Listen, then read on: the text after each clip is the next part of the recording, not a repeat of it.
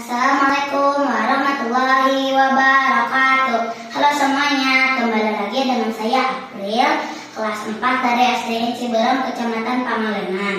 Dalam rangka mengikuti tantangan literasi Leksambedas Kabupaten Bandung tahun 2024. Di bulan yang ketiga ini, saya akan mereview buku yang berjudul Bilal Pemilik Suara Emas, karangan Ulfa H.T. dan Raini. Adapun teknik review yang saya gunakan adalah mengubah isi cerita menjadi sajak Sunda. Berikut hasil reviewnya. Bilal ngabogaan sora emas. Bilal nyaeta kaum budak anu agamana Islam. Anjeunna pancet pisan ngajalankeun agama Islam. Sanajan dununganna maksa nyembah berhala. Bilal panggeuh nyekel keyakinanana.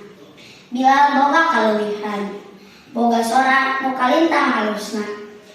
Bilal jelema nu mimiti adan, nu kasohor ku sora emasna.